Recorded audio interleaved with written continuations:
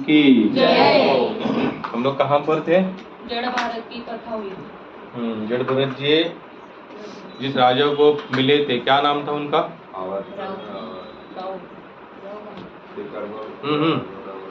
बराबर बोले, उत्तर बरोबर दिलं. रघुगण राजा. रघुगण राजा कहाँ पर जा रहे थे? किसी मुनि के आश्रम में, वशिष्ठ जी के आश्रम में। कौन से मुनि के आश्रम में जा रहे थे? हमने पिछले 3 से 4 बार उसका उल्लेख भी किया था. वैसे कपिल ऋषि के आश्रम में जा रहे थे ज्ञान का उपदेश पाने के लिए, और बीच में कौन मिले? जड़ भरत जी मिले, और उन्होंने फिर उनको पूरी तरह से ज्ञान का उपदेश दिया. और उस ज्ञान के उपदेश का सारांश क्या था? हमने लास्ट पर आपको कथा के जो यानी कि अंत में बताया था कि उसका मेन सारांश क्या था. उन्होंने लास्ट में इतना ही कहा, हम शरीर नहीं आत्म तत्व है. क्योंकि ये पूरे ज्ञान का सारांश है. हम लोग सब कुछ कर रहे हैं, लेकिन अगर शरीर स्तर पर कर रहे हैं तो इसका कोई मतलब ही नहीं. क्योंकि पूरा कॉन्शियसनेस या भक्ति करने का एक ही उद्देश्य है कि हम शरीर नहीं आत्मा. और ये संसार की जितनी भी समस्या है ना, आत्मा से कोई समस्या संलग्न नहीं है. एक ऐसी समस्या बताए कि जिसका आत्मा से लेन देन है, एक समस्या ने आपको ढूंढ के भी मिलेगी, क्योंकि है ही नहीं. क्योंकि गीता स्पष्ट बताती है, नैनम छिंदति शस्त्राणि नैनम दहति पावक न चैनम क्लेदयन्त्यापो नो शोषिति माप.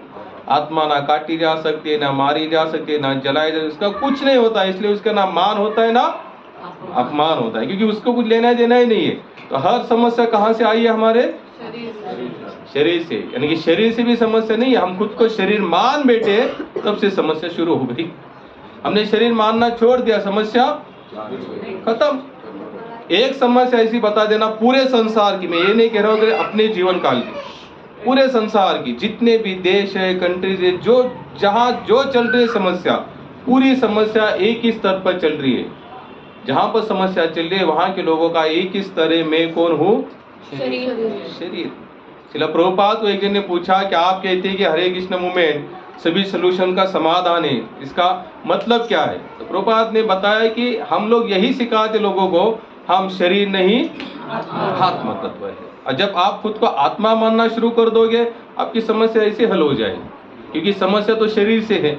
मुझे इसने ऐसा कहा, मुझे उसने ऐसा कहा, शरीर के कारण यहाँ मन फंस गया, वहां मन फंस गया, ये हो गया, वो हो गया. इसका एक ही लक्षण है, क्योंकि हम खुद को क्या मान रहे?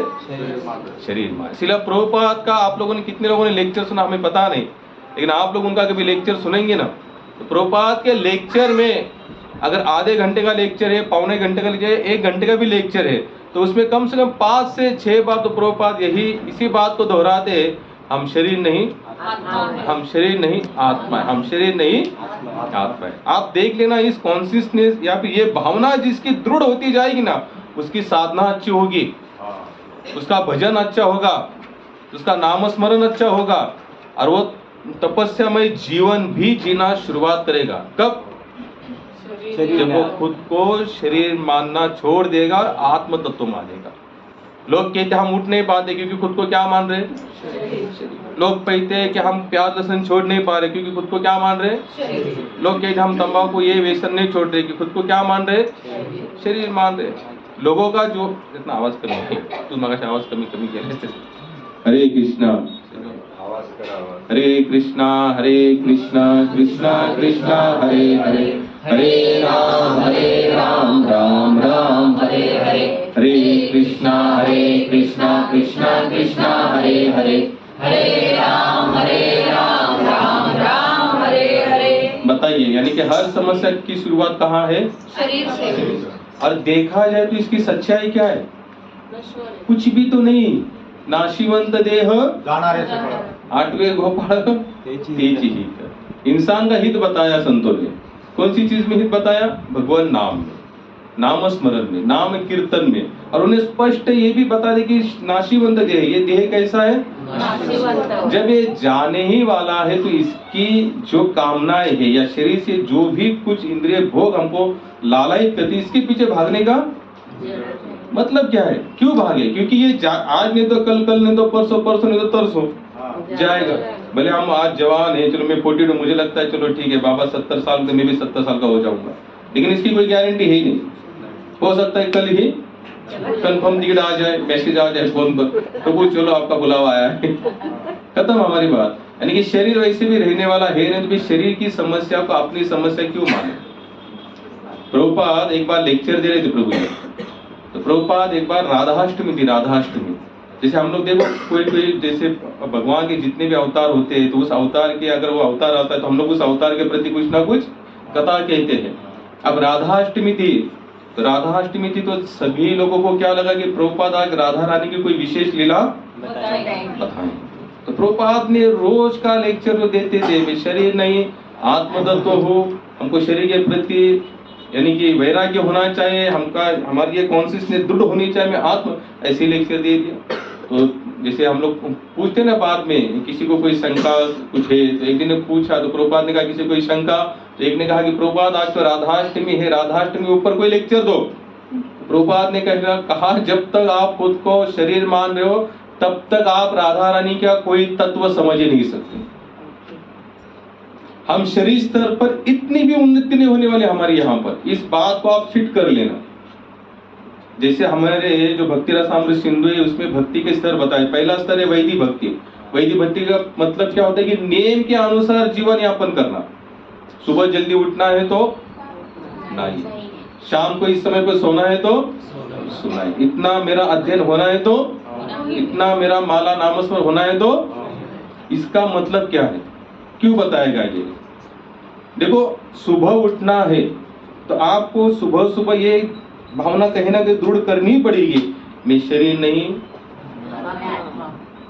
जब तक आपने ये मान लिया मैं शरीर हूँ, आराम बंद कर दो, ये तो शरीर हूँ, 4 का लगाया था, 4:30, 5, 6, बाद में तो पूरा स्विच ऑफ करके छोड़ दो, अभी तो सो जाओ, क्योंकि हमने क्या स्तर यहाँ पर फिट किया है, शरीर। लेकिन जिस दिन हम ये सोचना शुरू कर देंगे मैं आत्म तत्व हूँ, आप लोग 3:30 बजे ही उठेंगे। देखना कभी आप सोते समय इतना थोड़ा सोच के सोना।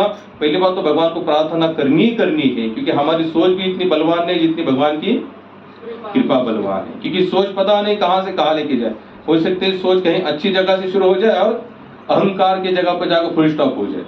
लेकिन अगर भगवान की कृपा पर निर्भर रहेंगे तो भगवान हमारा उद्धार 100% करेगा। तो जड़ भरत जी ने रघुगण राजा को यही बताया, जब भी रघुगण राजा ने बताया कि मैं तुम्हें दंड दूंगा, बराबर चलो, नहीं तो मैं तुम्हें फांसी पर लटका दूंगा, बराबर चलो, तब जड़ भरत जी क्या कहते हैं कि रघुगण तुम मुझे फांसी पर नहीं लटका सकते, तुम मुझे दंड नहीं दे सकते, तुम मेरे इस शरीर को दंड से दे सकते हो, फांसी तो तुम इस शरीर को दे सकते हो, मेरे आत्म तत्व को नहीं। यानी कि पूरी फिलोसफी कहां पर आकर रुकी, आत्म तत्व। हम लोग कथा सुनते हैं, कीर्तन सुनते, सब कुछ होता है, लेकिन ये कॉन्शियसनेस जागृति नहीं हो पाती कि हम शरीर है, आत्म तत्व है, हम शरीर है, यही हमारा भाव नित्य बना रहता है। और इसीलिए इसकी समस्या हमको फिर सताना शुरुआत कर देती है। आत्म तत्व के ऊपर कोई समस्या होती नहीं। तो ये 2 महात्मा के बीच में कथा हुई, किनके किनके, नहीं थोड़ा पीछे आना, थोड़ा भागवत में जाएंगे, सुखदेव महाराज और परीक्षित महाराज। तो यहाँ पर इनकी कथा खत्म हो जाती है। रघुगण राजा फिर अपने राज्य में चले जाते हैं। फिर आगे सुखदेव महाराज बताते हैं परीक्षित महाराज को, फिर उन्होंने ब्रह्मांड का जो पूरा रचना है ना, इस पर बात की। एक्चुअली मैं अगर वो बोलने जाऊंगा ना तो यहाँ पर जितने बैठे कोई भी उस बात पर विश्वास नहीं करेगा, ऐसा लेख इसमें लिखा है। क्योंकि हम लोग जैसे प्रभुपाद बताते थे 2 मेंढक होते हैं, एक होता है दरियाई मेंढक जो दरिया में रहता है ना, वो एक मेंढक होता है, और एक होता है जो कुआ होता है ना, कुआ वाला मेंढक होता है। हम लोग सब कौन से मेंढक हैं, कुएं वाले मेंढक। कुएं में रहने वाला मेंढक सोचता है एक कुआ जितना दिख रहा है ना, यही संसार, कुएं में से जितना आकाश दिख रहा है ना, इतना ही आकाश बचा है, जितने पेड़ पौधे दिख रहे हैं उसको लगता है इतने पेड़, इसके सिवा संसार, क्योंकि वो कुएं से कभी बाहर आया ही नहीं। एक शिला रूपात बता, एक बार दरियाई मेंढक जो मेंढक था वो कहाँ चला गया, कुएं के पास में। तो वो कहता आप कहाँ से आए, बोले तो दरिया से आया। तो ये कहता दरिया कितना बड़ा है, दरिया बहुत बड़ा है। तो इसने कहा इसकी सोच कितनी है, तो बोले मेरे कुएं इतना है, कुएं से बड़ा है, इससे 10 गुना। तो दरियाई मेंढक बोलते कि भैया उसका मैं अंदाजा तुमको बता ही नहीं सकता। इस तरीके से हम लोग जितने भी लोग हैं ना, कैसे है, कुएं वाले मेंढक। क्योंकि यहाँ आगे जो रचना दी प्रभु कि इस पर हम लोग कभी विश्वास कर ही नहीं सकते, क्योंकि हम लोग की बुद्धि वहां तक पहुंच ही नहीं सकती। प्रभुपाद हमेशा बताते जिसके पास श्रद्धा है, विश्वास है ना, तब हमारी बुद्धि उस बात को स्वीकार करेगी। अच्छा बताओ कितने लोग चांद पर गए यहाँ पर,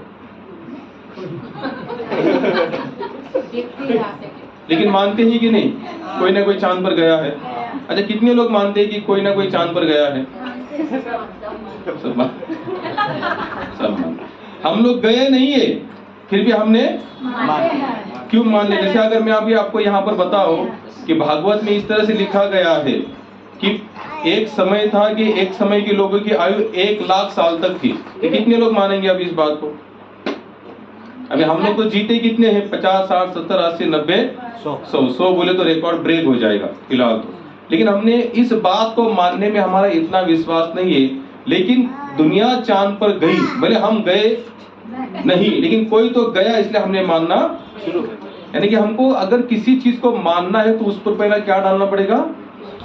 विश्वास डालना पड़ेगा। उसी तरह से अगर भागवत को सच मानना है तो भागवत में जो भी लिखा है उस पर क्या करना पड़ेगा? आपको विश्वास डालना पड़ेगा। श्रील प्रभुपाद हमेशा कहते थे संसार की अनदेखी चीजों पर हमने कभी देखा नहीं, कभी सुना नहीं, कभी वहां पर गए नहीं, फिर भी उस चीज को हम लोग सत्य मान के स्वीकार कर लेते। आज पूरे संसार में ऐसी फिलोसफी सिखाई जा रही है कि जिसका कोई आधार स्तंभ नहीं प्रभु, कोई आधार नहीं है, कोई शाश्वत आधार नहीं है, लेकिन फिर भी बस रटाया वो हमको रटने के लिए मजबूर किया जाता है। बंदर से हम लोग बने, कितने लोग मानते हैं बंदर से बने? लेकिन जब बच्चों को पढ़ाया जाता है, अगर बच्चे ने आपको समझो बुक दे दिया और पूछा कि मम्मी इसमें से मुझे क्वेश्चन आया कि आदमी कहाँ से बना, मुझे थोड़ा पढ़ के बताओ, और उसमें लिखा होगा कि आदमी बंदर से बना, तो आप लोग बच्चों कौन सा आंसर दोगे? आप लोग ऐसे नहीं कहोगे कि ब्रह्मा जी से बना है, क्योंकि बुक के अंदर ब्रह्मा जी का तो नाम ही नहीं, उसमें तो बंदर का नाम है। और कितने अभिमानास्पद लगता है हमें कि हम लोग बंदर से, लेकिन हमने उस बात को क्या कर लिया? स्वीकार कर लिया।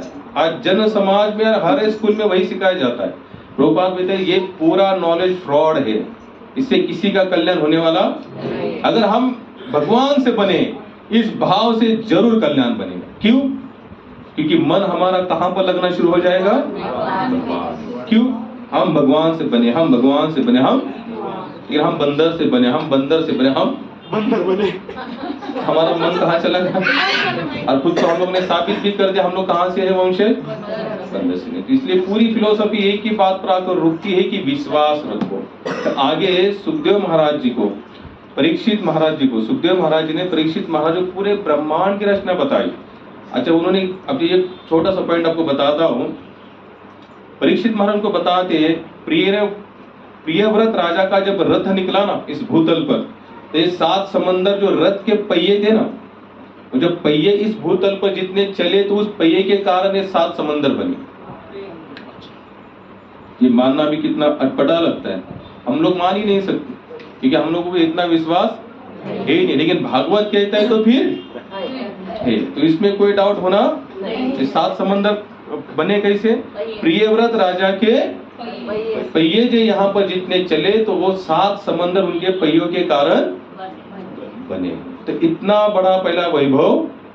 हाँ, तो आगे उसकी योजन बताए तो 1,00,000 योजन है, यानी एक योजन का मतलब होता है 7 किलोमीटर। तो हम लोग सोच सकते हैं कितना बड़ा है समुद्र। जैसे आज भी साइंस को ये पता नहीं चल रहा है कि समुद्र की गहराई कितनी है, उसकी लंबाई, उसकी चौड़ाई कितनी है। लेकिन अगर भागवत का अगर हम लोग अभ्यास करें तो भागवत में पूरी तरह से ये सब बताया है। अब सूरज यहाँ से कितना दूर है वो भी यहाँ पर बताया है। पृथ्वी सूरज के सामने इतनी है, और इस पृथ्वी से भी हजारों पट बड़े साइज में कौन है? इतना तो हम लोगों ने तो सुना तो होगा। पृथ्वी से सूरज तो कई गुना, लेकिन दिखता कितना है? सुबह सुबह इतना ही दिखता है वो दूर से। तो हम लोग सोच सकते हो कितना बड़ा है। श्रील प्रभुपाद हमेशा कहते थे हमारी जितनी भी मनुष्य की, यानी कि मानव की जितनी भी इंद्रियां है कैसी है? वो अपूर्ण। चंचल तो है ही लेकिन अपूर्ण है। ये आंखें कैसी है? अपूरी। आंखों से दिखता है? आपको दिखता है? किसने कहा हो नहीं? जाए तो नहीं दिखे। आंखों से नहीं दिखता। प्रकाश आंखों से दिखता है? नहीं दिखता। प्रकाश के कारण आंखों को दिखता है। आंखों को डायरेक्ट कुछ नहीं दिखता। अगर यहाँ पर सब लाइट बंद कर देना तो हम अपना खुद का हाथ भी नहीं दे सकते। यानी कि इसको भी प्रकाश का आधार लेना पड़ता है। कानों से सुनते हैं क्या हम लोग? नहीं, यहाँ से नहीं सुनते। जो भ्रमण ध्वनियां होती है ना हवा के माध्यम से, जो भ्रमण ध्वनियां हमारे कानों में चली जाती है हवा के। देखो कोई बाइक चला रहा है समझो, और हम लोग पीछे बैठे हैं, जब वो बोलता है ना तो आगे बैठने वाले बंदे का थोड़ा तो कुछ सुनाई देता है, लेकिन जो पीछे वाला बोलता है तो आगे वाले को सुनाई नहीं। तो उसके आवाज की जो ध्वनि है हवा के माध्यम से पीछे चली जाती है। यानी कि हमारी हर एक इंद्रिया कैसी है? अपूर्ण है। तो प्रभुपाद कहते हैं कि अपूर्ण इंद्रियों के माध्यम से लिया हुआ डिसीजन या कोई भी कार्य पूर्ण कैसे हो सकता है? लेकिन हम लोग तो छाती ठोक के कहते, मैंने कहा है बोल दो, मैंने किया है, मैंने बोला है तो 100% होगा। अरे किस बात पे डिंग खा करो भैया, यहाँ पर खुद का कुछ भी पता नहीं है। प्रभुपाद हंसते हंसते कभी एक बार ऐसे बोलते, बोले शरीर पेट के अंदर का जो अपान वायु होता है ना, अपान वायु, उसको भी हम लोग अपनी इच्छा से बाहर नहीं निकाल पाते। डॉक्टर के पास जाते, हाजमोला खाते, कुछ जीरा सोडा पीते, तब जाकर ऊपर से डकार या तो फिर नीचे से डकार, तब जाकर कुछ कर पाते। लेकिन हमारे शरीर पर भी हमारा अधिकार नहीं है। इतने हम लोग कैसे हैं? अपूर्ण। अपूर्ण होने के कारण फिर इस बात का अहंकार क्यों होना चाहिए कि मैं कुछ हूं? अहंकार होना चाहिए लेकिन भगवान सब कुछ है, इस बात का होना चाहिए। प्रभुपाद हमेशा कहते थे आप मेरी बात पर विश्वास मत करना। इतना बड़ा शास्त्र या इतना सब कुछ इस्कॉन जैसी संस्था फैलाने के बाद भी प्रभुपाद कहते हैं मेरी बातों पर कभी भरोसा मत करना। एक जन ने कहा भी, बोले कि प्रभुपाद आप कहते कि हर एक इंसान अपूर्ण है, तो आप भी तो इंसान हो, तो आप भी कैसे हो? आता है कि नहीं मन में ऐसा? तो प्रभुपाद ने पूछा भी कि प्रभुपाद आप कहते कि हर कोई अपूर्ण है, आप भी तो इंसान हो, आप भी तो अपूर्ण, पर हम आपकी बात ठीक है नहीं? प्रभुपाद ने कहा मैं अपनी कुछ कह ही नहीं रहा हूं, मैं तो जो व्यासदेव ने लिखा है, व्यासदेव ने जो बताया उसको केवल रट रहा हूं। क्या कहा प्रभुपाद ने? जो हमारे साधु संतों ने जो लिखा है, व्यासदेव ने जो लिखा है, भगवान श्री कृष्ण ने जो गीता कही है, उसी को मैं क्या कर रहा हूं? रट रहा हूं। मैं अपने मन का कुछ नहीं बता रहा हूं। तो इतना विश्वास होना चाहिए। तुकाराम महाराज बोलते माझिया बड़े नाही मी बोलत सखा पांडुरंग वाचा। ये होता है एक सच्चे संत का लक्षण। तो उन्होंने पूरी तरह से ऐसे ब्रह्मांड की रचना बताई, और ब्रह्मांड की रचना बताते बताते बताते उन्होंने 28 प्रकार के नरक बताए। नरक कितने हैं? 28। अच्छा, 28 प्रकार के नरक में कौन से बंदे, कौन से क्वालिटी वाला बंदा कौन से नरक में जाते हो, उसका मैं रटन करूं थोड़ा, अगर आप लोगों की इच्छा है तो। नहीं तो फिर अजय मिल की जो कथा है उसमें हम थोड़ा सा चले जाएंगे। तो 28 प्रकार के नरक की क्वालिटी बता रहा हूं, यानी कि कौन सा पाप करने के बाद बंदा कौन से नरक में जाएगा। यानी कि हो सकता है कि कोई कहीं पर स्टॉप हो जाए। देखो थोड़ा सा मैं प्रयास करता हूं इसको। यमदूत पापियों को अपने स्वामी के सम्मुख लेकर आते हैं। मृत्यु के देवता यमराज ध्यानपूर्वक उनका लेखा जोखा देखते हैं और उनके पाप कर्मों का समुचित आकलन करते हुए उन्हें सही से दंड देने के लिए असंख्य नरकों में किसी एक में भेज देते थे। सुखदेव गोस्वामी 28 नरक लोगों का वर्णन करते जो इस प्रकार है। हम थोड़े थोड़े इसको पढ़ते जाएंगे। जो किसी अन्य पुरुष की वैध पत्नी, बच्चों तथा धन का दुरुपयोग करता है उसे सर्वाधिक अंधेरे नरक तामिस्त्र में डाला जाता है। जो व्यक्ति कपटता पूर्वक से किसी दूसरे पुरुष को धोखा देता है और फिर उसकी पत्नी एवं बच्चों को भोग करता है उसे अंध तामिस्त्र नरक में भेजा जाता है। जो व्यक्ति दिन रात कठोर परिश्रम करता है अपने शरीर तथा परिजनों के शरीर को पोषने के लिए अकारण दूसरों पर हिंसा करता है उसे रौरव नामक नरक में फेंका जाता है। दूसरों को कष्ट देकर अपने जीवन यापन करने वाले लोगों को महारौरव नरक में जाना पड़ता है। अपनी जीव को संतुष्ट करने के लिए जो क्रूर व्यक्ति अन्य निरीह पशुओं को एवं पक्षियों को पकाते हैं उन्हें यमदूत कुंभी पाक नामक नरक में ले जाते हैं। ब्राह्मण की हत्या करने वाले कालसूत्र नरक में डाले जाते हैं। इस नरक की भूमि ठोस तांबे की बनी है और उसकी त्रिज्या 10,000 योजन है। आपातकालीन स्थिति न होते हुए भी जो व्यक्ति वैदिक पद का त्याग करता है उसे 80 पत्रवन नामक नरक में डाला जाता है। निष्पाप व्यक्ति को दंड देने वाले अथवा किसी ब्राह्मण को शारीरिक प्रताड़ना देने वाले पापी राजा अथवा राज अधिकारी को शुक्रमुख नामक नरक में, हालांकि वहां पर क्या होता है ये भी आगे बताया गया है, लेकिन मैं केवल उतना सारांश को लेके जा रहे हैं। मच्छर जैसे निकृष्ट प्राणी मनुष्य का खून चूसते हैं, किंतु उन्हें इस बात का ज्ञान नहीं होता कि उनको काटने से मनुष्य को कष्ट हो रहा है, परंतु मनुष्य की चेतना अधिक विकसित होती है। वे दूसरों के दिए जा रहे कष्टों को स्वयं अनुभव कर सकते हैं। यदि कोई व्यक्ति प्राप्त भोजन के पहले अतिथियों, वृद्धों तथा बच्चों को न देकर स्वयं खाता है तो उसका जीवन किसी कौवे से अधिक श्रेष्ठ नहीं है। ऐसे मनुष्य तथा भी जो पंचायत ने किए बिना खाते उन्हें कृमि भोज नामक अत्यंत दारुण नरक की यातनाएं दी जाती है। जो व्यक्ति आपातकालीन स्थिति होने पर भी होते हुए पर भी किसी व्यक्ति के रत्न अथवा सोने को चुराता है और विशेष रूप से किसी ब्राह्मण के उसे संदश नामक नरक में भेजा जाता है। अयोग्य स्त्री अथवा पुरुष के साथ व्यभिचार करने वाले व्यक्ति को यमदूत तप्त सुरमे नामक नरक में डालते हैं। जो व्यक्ति बिना किसी भेदभाव के मनुष्य अथवा पशु के साथ मैथुन करता है उसे व्रज कंटक शाल्मली नरक में डाला जाता है। जो व्यक्ति एक प्रतिष्ठित परिवार में जन्म लेने के बाद भी अपने धर्म एवं कर्तव्य का शास्त्रोक्त रीति से निर्वाह नहीं करता उसे पति जीव को नरक में वैतरणी नामक नदी में फेंक दिया जाता है। निम्न जाति शूद्रा स्त्री के ऐसे पति सदव्यवहार से विहीन पशुओं के समान है और जीवन में किसी नियम का पालन नहीं करते, सदैव अस्वच्छ रहते, उन्हें कुयोत नामक नरक में डाला जाता है। वहां उन्हें मवाद, मल, मूत्र, कप और थूक के सागर में डुबोकर इस घृणित वस्तु को खाने के लिए बाध्य की जाती है।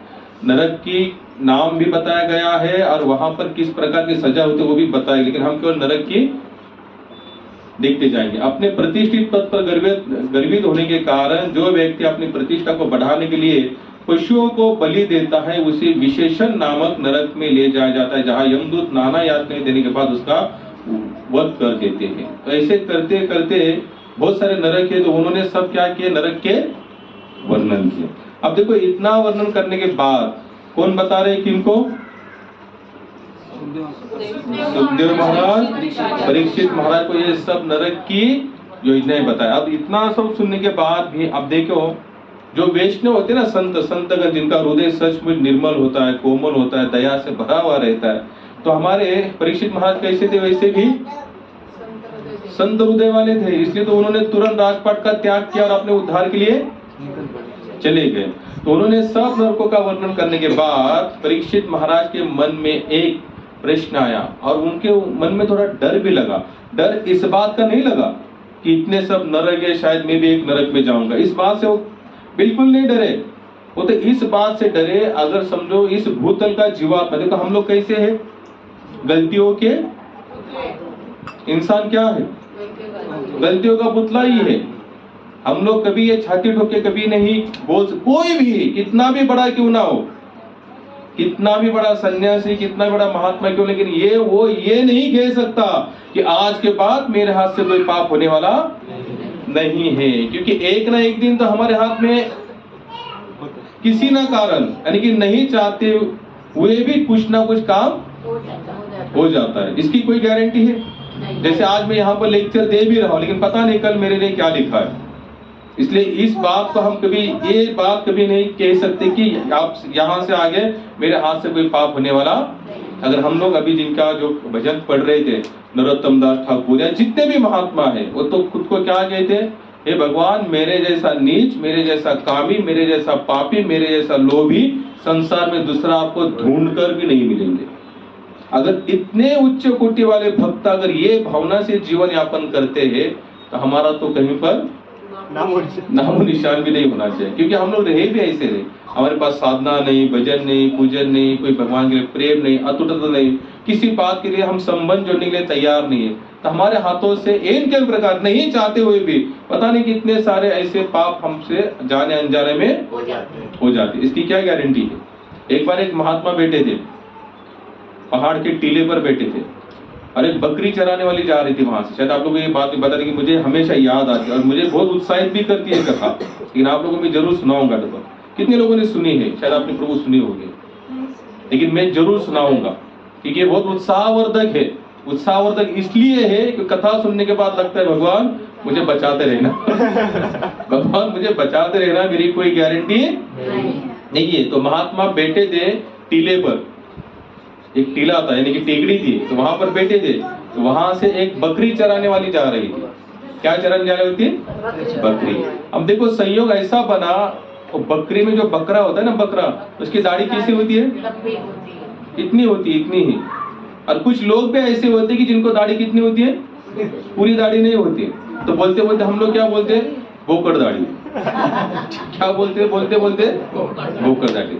संयोगवश उस महात्मा की शरीर की रचना भी ऐसी थी कि महात्मा को भी उतनी दाढ़ी थी, बोकड़ जैसी दाढ़ी थी, इतनी आई थी कि ज्यादा उनको दाढ़ी थी नहीं। अब जो बकरी चराने वाली लड़की, उसने संयोग ऐसे ही व्यंग्यात्मक स्वरूप से यानी कि विनोद के स्वरूप में उस महात्मा को कहा कि महात्मा जी ये बताना कि मेरे बकरी की दाढ़ी अच्छी कि आपकी दाढ़ी अच्छी? क्या कहा? मेरी बकरी की दाढ़ी अच्छी कि आपकी दाढ़ी अच्छी। अब देखो महात्मा ने कोई आंसर नहीं दिया क्योंकि वो सचमुच साधनशील महात्मा थे। बोले मैं अभी नहीं बता सकता बेटी, मैं तुमको हो सकता है कुछ समय के बाद में तुमको जरूर बताऊंगा, लेकिन ये प्रश्न मेरे दिमाग में जरूर रहेगा। तो काफी साल निकल गए। अब इस महात्मा का अंतिम क्षण नजदीक आया। कौन सा क्षण? अंतिम क्षण। बस अभी कुछ ही समय में शरीर त्याग कर, अगर आपकी भक्ति की क्वालिटी बढ़िया है ना, तो आपको जाने का संदेश पहले मिल जाता है। मैंने आंखों दी कि आपको बात बता, तो यही प्रभु तपोवन में सीताराम आश्रम है, वहां पर एक महात्मा रहते थे जिनको हम इस नासिक शहर में आने का पहली बार उनसे और हमारी मुलाकात हुई, जिन्होंने हमको पहली बार कहा कि आश्रम में आओ। ये महात्मा जाने से पहले 2 दिन पहले उन्होंने सभी शिष्यों को बुलाया और कहा कि आप मैं जा रहा हूँ, अंतिम संदेश सुन लेना, राम नाम के भरोसे जीवन यापन करना।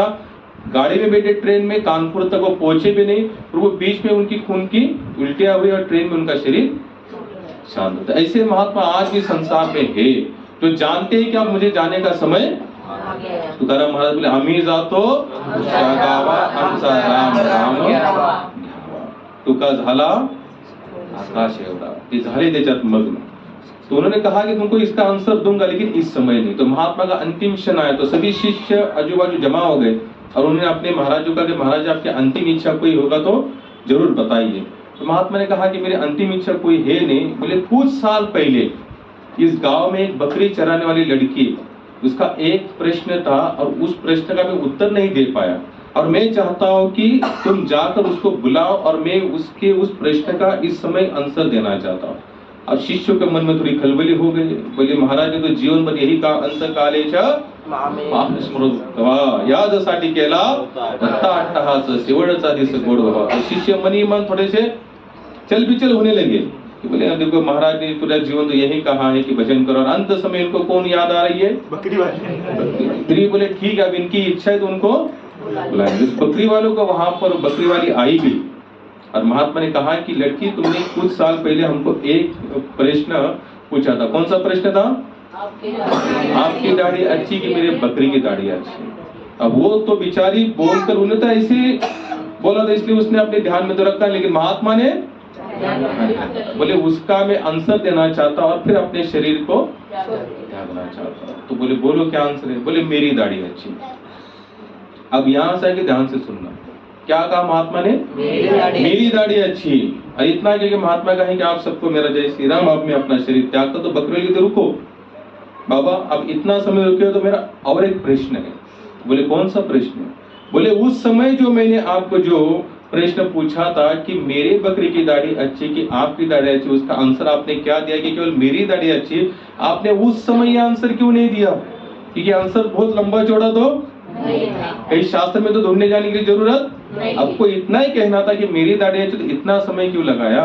आप ध्यान से सुनना। तो महात्मा कहते मुझे कोई शाश्वती नहीं थी कि मैं अगर उस समय कहता कि मेरी दाढ़ी अच्छा, उसके बाद में जितना जीवन जिया उसमें तुम्हारे बकरे जैसा भोगमय जीवन जीऊंगा कि नहीं जीऊंगा इसकी कोई शाश्वती नहीं थी। लेकिन आज मुझे कंफर्म हो चुका है, शरीर छूटने वाला है तुम्हारे बकरे जैसे मैंने मेरा जीवन यापन नहीं किया, इसलिए मेरी दाढ़ी अच्छी। इतना कहकर महात्मा ने शरीर त्यागा।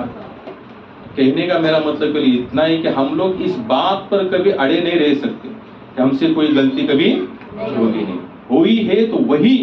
परीक्षित महाराज पूछते हैं कि सुखदेव महाराज जी, मेरा एक ही प्रश्न है, मुझे ये बताइए कि आपने इतने सारे नरकों का वर्णन किया, इतना पाप करेंगे यहाँ जाएगा, ये पाप से यहाँ जाएगा, ये पाप से ये होगा, और संसार प्राणी तो हमेशा कुछ ना कुछ के हाथों से चढ़ यानी कि गलतियां होती रहेगी, तो उनका क्या होगा फिर? अगर वो वहीं पर जाना है तो कोई ऐसा और कोई मार्ग है कि नहीं कि जिससे वो खुद को बचा पाए? अब कथा को ध्यान से सुनना।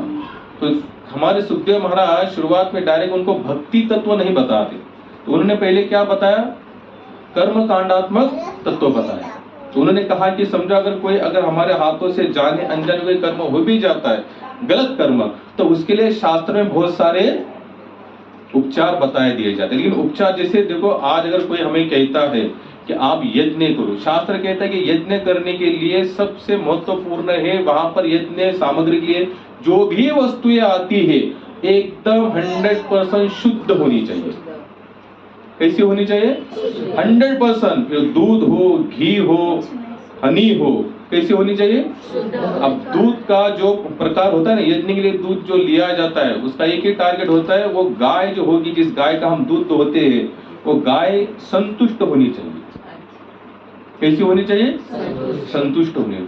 वो अपने बछड़ों को पिलाने के बाद जो दूध बचेगा, वही दूध जो निकाला जाएगा, उसी से यज्ञ सफल होगा। अब मुझे बताए, संसार में ऐसा कौन सा कीड़ूत है जो पहले गाय के बछड़ों को संतुष्ट करे दूध पिला कर, और बाद में बचा हुआ दूध निकाले? ऐसा आज तो आपको कहीं दूध पिला, तो लोग इंजेक्शन देते हैं गाय को। क्या देते हैं? इंजेक्शन। और कितने सारे डॉक्टर तो आज ये स्पष्ट कहते हैं, दूध पियो ही मत, क्योंकि दूध बचाएगी। हम लोग वहां नहीं जाएंगे, हम फिर हमारे टॉपिक पर आएंगे।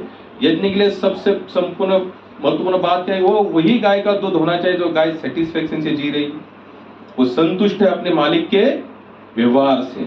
गौ सेवा का एक एग्जांपल देता है भगवान श्री राम, आगे आएगी भागवत में कथा। राजा दिलीप थे, उनको कोई संतति नहीं थी, तो एक महात्मा ने कहा कि आप गौ माता की सेवा करो। अब वो राजा दिलीप गौ माता की ऐसी सेवा करते थे, जब गौ माता खड़ी होती तो राजा दिलीप, गौ माता बैठती तो राजा दिलीप, गौ माता खाएगी तो राजा दिलीप, और गौ माता जहाँ चलेगी तो ये चलेंगे, गौ माता खड़ी होगी तो वो। और एक बार वो गौ माता को खाने के लिए शेर आया, तो दिलीप राजा ने कहा कि तुम उसको मत खाओ, तुम मुझे खाओ। तब जाकर गौ माता कामधेनु के स्वरूप में उनके ऊपर संतुष्ट हुई और उनको उनका वंश। अब ऐसी गौ सेवा, अब ऐसी ना गौ मिलेगी, ना ऐसा दूध मिलेगा, ना इतना ग्वाला मिलेगा। अब हनी, जो हनी जो होती है ना, हनी ही, जैसे हम लोग जो यज्ञ के जो पंचामृत बनाते हैं ना, वो हनी भी उतनी शुद्ध होनी चाहिए। उसमें हनी निकालते समय एक भी मक्खी मरनी नहीं चाहिए। आजकल लोग तो नीचे धुआं करते हैं, आग लगाते हैं, और उसको, और उसके विचारों के कितने सारे पंखुड़ियां जल जाते हैं और जल के मर जाते, तब जाकर हम लोग हनी निकालते। तो यज्ञ के लिए सामग्री जितनी भी लगेगी वो इसी तरह से शुद्ध होनी चाहिए। दूसरी बात, जो लकड़ियां लाते हैं, अगर सूखी हुई लकड़ी है तो उसमें से एक भी कीटक उसको नहीं लगा हुआ चाहिए। अगर वो कीटक होगा, अगर वो आप यज्ञ में उस लकड़ी को डाल रहे, अगर वो जल जाएगा, मर जाएगा, तो क्या लगेगा आपको? और सबसे महत्वपूर्ण बात है, जो यज्ञ में आहुति देने वाले ब्राह्मण देवता निस्वार्थ होने चाहिए। कहाँ बोले 11,000 की पूजा 5,000 दे दो, 2,500 में कर दो, आपको जो लगता है वो। अगर हम जितने अमाउंट कम करते जाएंगे, उनका समय उतना। तो वो कितने सारे लोग ऐसी सेवा पूजा में, निंदा नहीं कर रहा हो किसी, बस बता रहा हो कि इस तरह से यज्ञ होना तो होने वाला नहीं है। तो उन्होंने ऐसे पहला सुखदेव महाराज ने परीक्षित महाराज को ये सब बताया। तो परीक्षित महाराज कहते हैं कि लेकिन कलयुग में तो यज्ञ कहीं पर नहीं हो पाएगा, आप और कोई मार्ग बताइए। उन्होंने कहा कि खुद कुछ तपस्या करो। अगर आपका विश्वास नहीं है इन सब बातों पर, फिर आप खुद क्या करो, थोड़ा सा तपस्या करो। जैसे बहुत सारे मंत्र ऐसे हैं, अगर आप एक जगह पर बैठ के, जैसे देखो अमावस्या होती है, जब ग्रहण लगता है ना, जो अघोरी लोग होते हैं, जो तांत्रिक लोग होते हैं, वो लोग क्या करते हैं, पानी में बैठकर, जैसे इस बार हम लोग गए थे गंगा के तट पर, तो कितने सारे लोग गोदावरी में खड़े होकर, यानी कि जो ग्रहण शुरू हुआ ग्रहण बंद होने तक वो पानी में खड़े होकर उन्होंने क्या की, तपस्या की। लेकिन वहां पर भी आपके मन में कहीं पर कटुता आई, कहीं पर काम वासना, क्रोध वासना, लोभ वासना, निंदा, ईर्ष्या, द्वेष आया, आपका पूरा तपस्या भंग हो जाएगा। हम लोग दर्शन के लिए जाते, यात्रा में जाते, कोई बंदा आता है हमको धक्का लेके चला जाता है, धक्का मारता, हमारा ऑटोमेटिक क्या होता है, पूरा कॉन्शियसनेस गड़बड़ जाता है। जो प्रसाद, जो बेचारा फूल देता है, जो फल देता है, जो प्रसाद देता है, हम देखते हैं तो 10 रुपए की पुड़ी बोलते हैं 50 रुपए, तुरंत हम क्या बोलते हैं, इतना कमाते हो, इतना लुटना चाहिए क्या। अब वहां पर हमारी कॉन्शियसनेस कहाँ बनी रही, जो होनी चाहिए निस्वार्थ वाले, हमने क्या की वहां पर, उसके हृदय में ठेस पहुंचाए। तो हम लोग अपना खुद का भी तपस्या हम लोग कर नहीं सकते। तो परीक्षित महाराज कहते हैं कि कोई ऐसा एकदम सरल रास्ता बताओ जो कोई भी कर सके। क्या कहा, एकदम सरल रास्ता बताओ जो कोई भी कर सके। तब सुखदेव महाराज बताते, मैं तुमको एक कथा सुनाता हूँ, तो कथा के माध्यम से हम लोग समझ सकते हैं कि इस कलयुग में भी पापी जीवात्मा भगवान को पा सकता है, उसको नरक का दर्शन दे सकता। तो उन्होंने कहा कि कान्य कुंज नामक एक शहर था जो आज का है कन्नौज। कन्नौज का इत्तर, इत्तर होतं ना, इत्तर, अत्तर बोलतात मराठीमध्ये, सगळ्यात फेमस आणि सगळ्यात सुंदर आणि सुगंधित अत्तर कुठून येतं, कन्नौज वरनं। तर कन्नौज नामक नगरीमध्ये एक अजामिल नावाचा ब्राह्मण राहत होता। एक अजामिल नामक कौन रहते थे, अब देखो इनका पूरा बचपन से, यानी कि गर्भधान संस्कार से लेकर वो जब तक जवान हो रहे थे तब तक इनका पूरा जीवन वेद विद्या पठन आध्यात्मिक जीवन ही जी रहे थे, नियम के अनुसार। कैसे जी रहे थे, नियम को, एक सच्चा और प्रामाणिक ब्राह्मण के हेतु अपना जीवन यापन कर रहे थे। एक बार संयोग हुआ जो भगवान की सेवा के लिए फूल लेने के लिए जंगल चले गए। एक कौन बता रहे कथा, सुखदेव महाराज, परीक्षित महाराज बता रहे। तो सुखदेव महाराज बता रहे कि वो एक बार भगवान की सेवा हेतु या पूजा पाठ सेवा हेतु जंगल चले गए फूल चुनने के लिए। और जैसे उन्होंने जंगल में प्रवेश किया फूल पाने के लिए, तो वहां पर उन्होंने एक अधगामी पुरुष और वेश्या का संबंध देखा, और वहीं पर उनके आंखों के माध्यम से मन में काम उतर आया। कम से कम कहीं पर 18 साल लिखा है, कहीं पर 22 साल के ब्राह्मण लिखे हो। अब 18 साल भी लेते हैं फिर 22 साल भी लेते, तो 22 साल तक जो बंदा पूरी तरह से प्रामाणिकता से आध्यात्मिक जीवन यापन कर रहा है, लेकिन एक ही दृश्य उन्होंने ऐसा देखा जहां पर उनके मन में काम वासना विकार निर्माण हुआ, और उन्होंने ठान लिया कि इसी वेश्या को घर में लाकर बिठाऊंगा। कौन, अजामिल, जिसको गर्भवती संस्कार मिले, ब्राह्मण कुल से है, पूरी तरीके से वेदों का अध्ययन हो रहा है, पूरा जीवन वो संयमता से यापन कर रहे, लेकिन एक दृश्य देखते ही उन्होंने वही पूजा पाठ छोड़ दिया और वेश्या को कहते आप हमारे साथ चलो। तो वेश्या कहते मैं ऐसे नहीं आती, मुझे जहां पर धन मिलता है मैं वहीं पर जाती हूँ, जो धन देगा वही मेरा पति होगा। तो बोलते मैं सब कुछ देने के लिए तैयार हूँ। अजामिल के मन में देखो कितना टर्निंग पॉइंट हुआ, जीवन का कोई गारंटी नहीं है, इसलिए कभी इस बात पर अकड़ मत दिखाना कि हम इतना सेवा करें, हमें इतना भजन पूजन ये कर। बाबा भगवान की माया कैसी है, प्रबल है, मम माया दुरात्मा। अगर नारद जी ब्रह्मा जी भी अगर कभी कभी इस चक्कर में फंसे पड़े हैं, तो भगवान ने उनको भी वहां से निकाला है। लेकिन कृष्ण या विष्णु कभी भी माया में, क्योंकि हम जीवात्मा मायाधीन यानी कि माया के अधीन है, और भगवान मायाधीश यानी कि माया के भी ऊपर अधिकार कौन जमाते हैं, मायाधीश भगवान है। तो उन्होंने उस वेश्या को कहा कि आप हमारे साथ चलो। तो बोले तुम्हारे घर में तुम्हारी पत्नी बच्चे माता पिता होंगे, क्या रखने के लिए तैयार? बोले तुम उसकी चिंता मत करो, तुम चलो मेरे साथ। एक ही लौता था अजामिल माता पिता को, तो वो वेश्या को लेकर अपने घर पर चला आया। तो पिताजी ने कहा कि इसको हम नहीं रख सकते। बोले ये कैसी है, उल्टा है, इनको हम हमारे घर में नहीं रख सकते।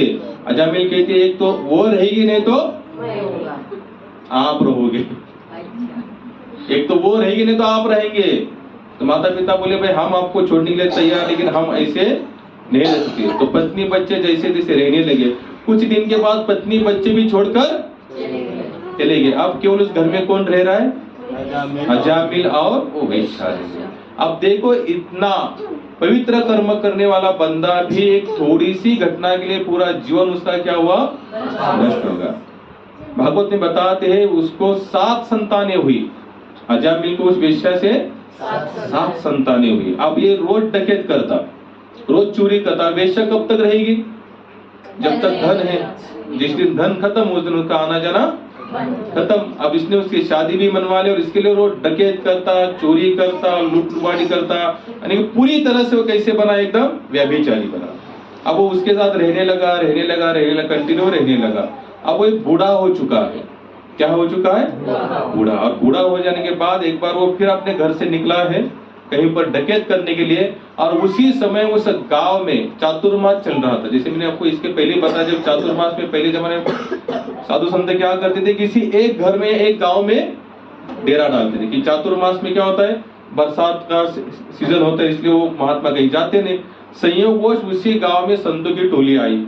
और संतों की टोली आई तो संतों ने कहा कि भाई देखो, हमें चातुर्मास या एक आध दिन कहीं पर रुकने के लिए कौन सा घर है? अब कुछ गांव में ऐसे लोग थे जो होते ना, कुछ ऐसे लोग होते जो निंदा करते थे।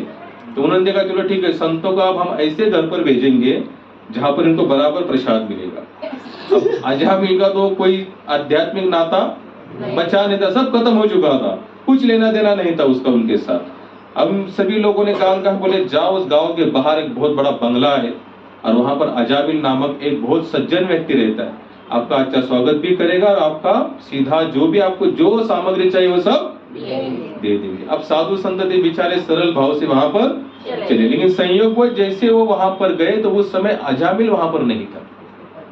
अजामिल वहां पर नहीं था। तो इन्होंने बाहर से सीताराम राधे श्याम की टह लगाई तो अजामिल की पत्नी बाहर आई। तो अजामिल की पत्नी बाहर आई तो पता नहीं उस समय उसके भी मन में ऐसा कोई कुभाव नहीं हुआ। उसने कहा बोले आप कहां से आए? यहाँ पर आपको किन लोगों ने भेजा? अब क्योंकि ये तो जानती थी कि आज तक तो कभी हमारे घर में साधु संत आए नहीं है, और आज भी ऐसे बहुत सारे अजामिल जैसे घर आपको देखने को मिलेंगे। हम लोग नाम कीर्तन करते थे यहाँ पर, नाम कीर्तन करते देखने बोला यहाँ से जाते हुए स्पीकर सब बंद करना, बोला अजामिल घर पे वो लिखना अजामिल निवास। तो पता था हरि कृपा निवास। यहाँ पर कितने अच्छे निवास लिखते हैं, राधा निवास या कृष्ण निवास या हरि निवास, लेकिन है कैसे सब? कलयुग कलेव शूद्र संभव। कलयुग में सब कैसे लोग? शूद्र है, यहाँ पर कोई पावन नहीं है। तब वो अजामिल नहीं था तो पत्नी को थोड़ा मन में कहने का अच्छा, बोले आपको यहाँ बोले गांव वालों ने भेजा है। तो ये समझ गई कि गांव ने जरूर जानबूझकर यहाँ पर भेजा है कि हम इनकी क्या करेंगे, अगर अजामिल होता तो इनको धक्के मारकर निकाल दे। तो पत्नी की कोई बात नहीं, बोले मैं आपकी क्या सेवा करूं? क्या कहा पत्नी ने? क्या सेवा करूं? बोले कुछ नहीं, बस एक रात हमको यहाँ पर डेरा डालना है, आपका आंगन बहुत बड़ा है, हम लोग बाहर ही यहाँ पर रहेंगे, कुछ सीधा आप हमको दे दो, चावल गेहूं जो भी है हम लोग यहीं बनाएंगे, पकाएंगे, हरि नाम करेंगे और सुबह उठकर चले जाएंगे। तो पत्नी कहा जीवन भर तो कभी हमने अच्छा काम किया नहीं, अब चल के कुछ अच्छा काम करने के लिए मौका मिला है तो देने में कोई ऐतराज, क्योंकि ऐसे भी धन का तो वहां पर भंडार था, डकैत की सिवा वो कुछ करता नहीं था। तो इसने कहा आपको जो चाहिए आप हमको मांग लो, तुमने इतना सीधा दे दो। तो उन्होंने चावल दाल जो भी देना है सब दे दिया। वहां पर महाराज लोग बैठे, साधु संत बैठे, अपना नाम कीर्तन चला, उन्होंने सब खाना पीना बनाया, प्रसाद बनाया, ठाकुर को भोग लगाया और खुद पाने लगे। और रात को सोने से पहले अजामिल वहां पर प्रवेश हुआ। अजामिल ने देखा कि बाहर सब 8-10 साधु संत बैठे, तब ये चिल्ला, बोले कौन हो आप लोग और आपको अंदर किसने आने दिया? जब इसका आवाज बढ़ गया तो अंदर से आवाज आया, ओ बोले हमने कहा है तो ठीक है तो ठीक है। यानी कि पहले जमाने में ऐसे लोग थे, ऐसा नहीं है, आज भी पत्नी के आधीन काफी लोग चलते थे। भागवत लिखता है कि ठीक है पत्नी का अधिकार है, लेकिन उनको कहीं एक सीमा है, हर जगह पर उनका सुनना नहीं चाहिए, क्योंकि पुरुषार्थ का भी अपना एक क्या होता है, मुद्दा होता है, और उसी के अनुसार हमको कहना। प्रभुपाद तो लिखते हैं कि स्त्रियां बहुत सी बुद्धिमान है, स्त्रियों की बात कर रहा हूं, भक्तों की नहीं। काफी लोग बोलते हैं आप स्त्री, बोले हम लोग भी स्त्री है। बोले पहली बात तो भक्ति में स्त्री और पुरुष ही भेदभाव नहीं होता है। चाणक्य भी कहता है, कोई कहते हैं ऐसे नहीं है।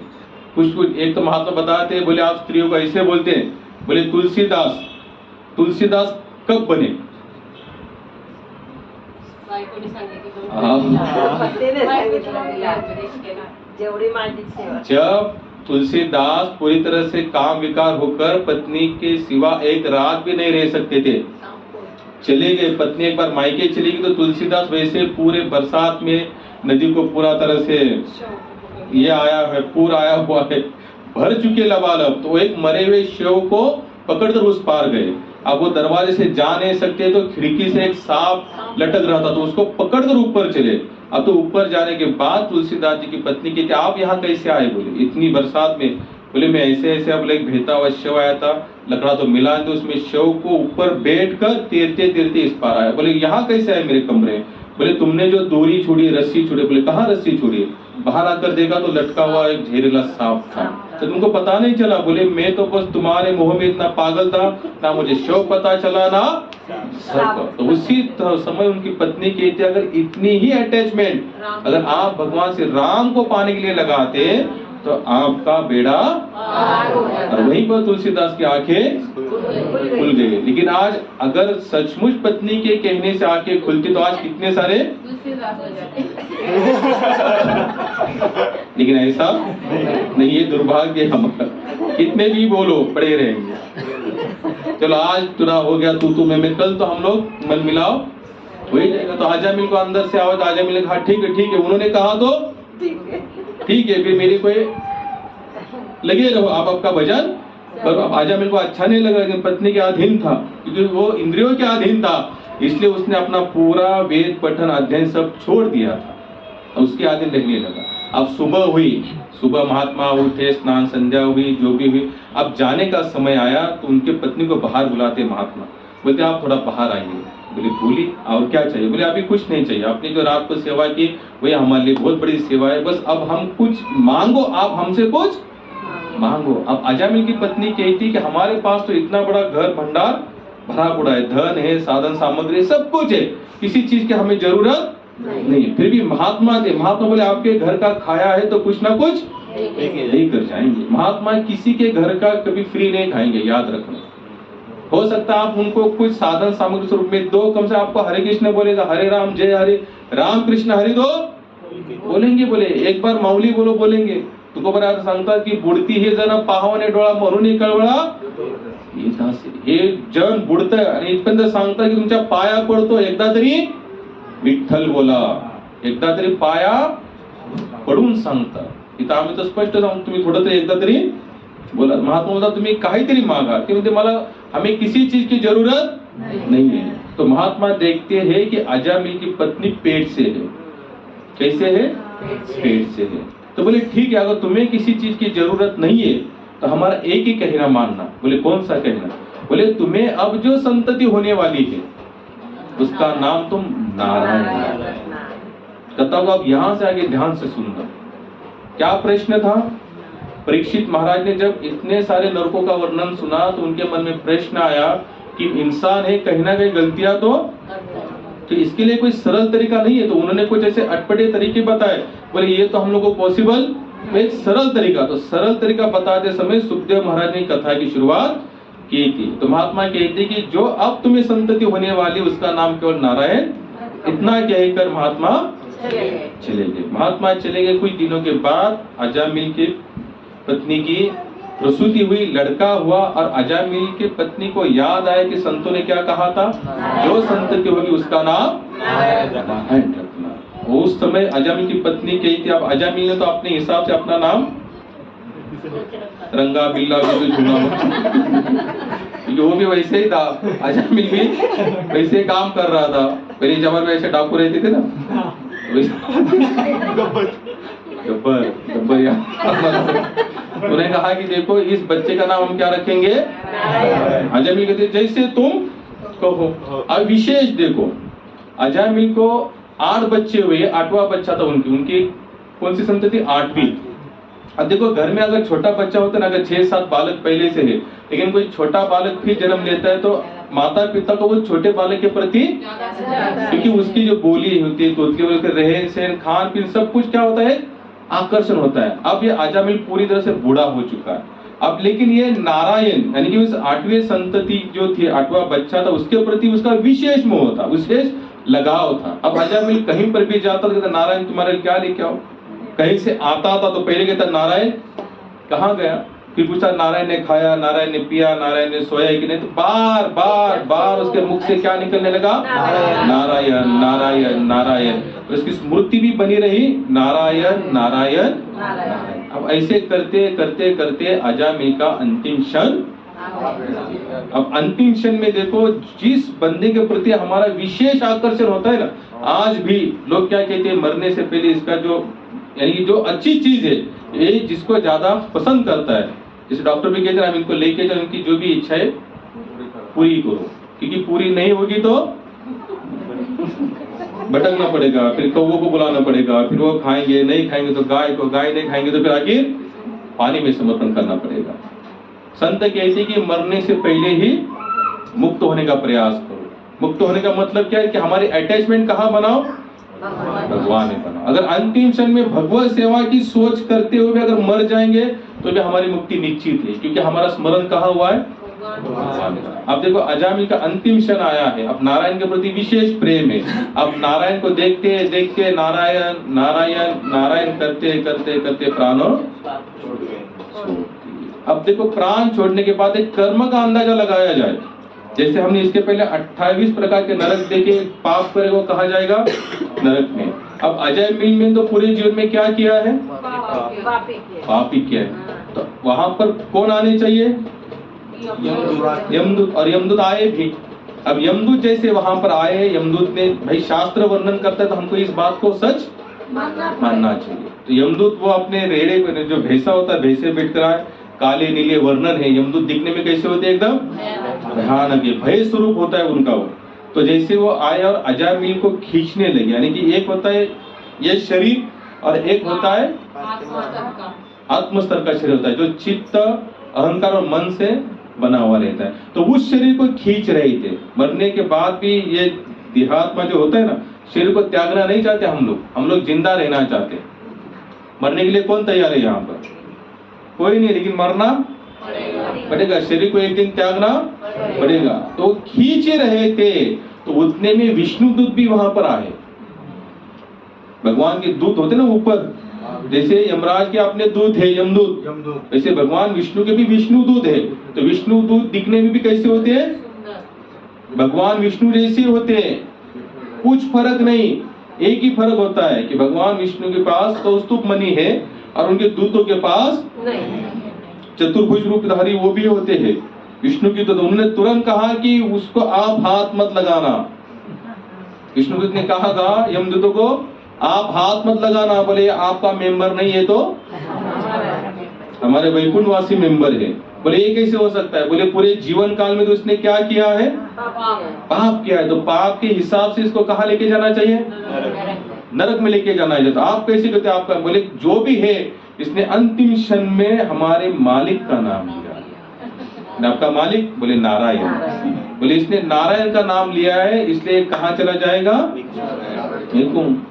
तो यमदूत कहते बोले ऐसे कैसे हो सकता है, बोले वो आपके मालिक का नाम नहीं था, उसका जो 8वीं संतान जो संतति है उसका नाम नारायण है। तो इसने अपने 8वें संतान का नाम लिया नारायण, आपके मालिक का नाम नहीं। तो विष्णु ने कहते यहाँ भेष मत करो, तुम जिनके दूत हो उनके जाकर पूछो यमराज जी को, वो आपको बताएंगे। फिर जो अंत समय में हमारे मालिक नारायण का नाम एन केन प्रकार लेगा, वो कहाँ का मेंबर है।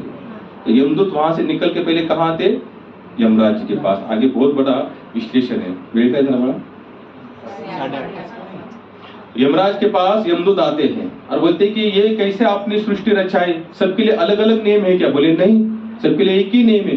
बोले नीचे जिस बंदे को आपने भेजा था लाने के लिए, आपने कहा कि उसने जीवन काल में पूरा पाप पाप और पाप ही किया है, उसको आप कहाँ लेके आना है, नरक में। और बोले हम उसको लाने ही वाले थे, तो उतने में बोले 4 भुजाधारी एकदम सुंदर दिखने वाले लोग आए और उन्होंने कहा कि ये आपके नरकवासी नहीं है, ये तो वैकुंठवासी है। यमराज बोलते कौन थे वो, बोले पता नहीं, लेकिन उन्होंने इतना कहा कि उनके मालिक कौन है, नारायण। बोले नारायण के सेवक थे। और बोले और क्या कहा उन्होंने, बोले कि ये मरे हुए बंदे ने यानी अजामिल में अंतिम समय में नारायण का नाम लिया है, तो वो कह रहे थे कि ये कहाँ जाएगा, वैकुंठ। तो यमराज कहते उन्होंने जो भी कहा सही कहा है, उन्होंने जो भी कहा सही। तो यमदूत कहते हैं कि आप हमें थोड़ा विश्लेषण करके बताओ कि हमारे यमराज का यानी कि नरक का वासी कौन है, अगर कर्म के अनुसार अंदाजा लगाया जाए या उसके अंतिम क्षण के हिसाब से अंदाजा लगाया जाए। तो यमराज वहां पर बताते जो प्रतिदिन गौ माता की सेवा करता है वो कभी भी नरक नहीं जाएगा, जो रोज तुलसी माता को पानी डालता है, जल चढ़ाता है, वो कभी भी नरकवासी नहीं होगा, जो भगवान विष्णु का नाम कीर्तन करता है वो कभी भी यमदूत कहते लेकिन अगर उसका कर्म कुछ गलत होगा तो बोले वो हमारा देखरेख वाला बंदा है ही नहीं, वो कर्म जाने और वो भगवान नारायण जाने, वो हमारा मेंबर है नहीं। बोले वो उसको कहाँ जाना चाहिए, तुम जाओ उनको बोले कि ये आपका मेंबर है, आप लेके जाओ, जो अपराध हुआ है उसके लिए आप हमें क्षमा करना। फिर यमदूत आते हैं, विष्णुदूत की कहते हैं क्षमा करना, यमराज जी ने हमें जो बताया है वही से। और यमराज कौन है, द्वादश भागवत में से एक, भगवान के 12 शुद्ध भक्त हुए उसमें से यमराज भी एक भगवान के शुद्ध भक्त थे। तो वहां पर फिर परीक्षित महाराज कहते हैं सुखदेव महाराज कि आप मुझे पता चला चाहे जीवात्मा कितना भी पापी क्यों ना हो, लेकिन अगर सरलता से अगर उसका उद्धार करना है तो भगवान नाम के सिवा दूसरा आधार नहीं है। इनके प्रकार है।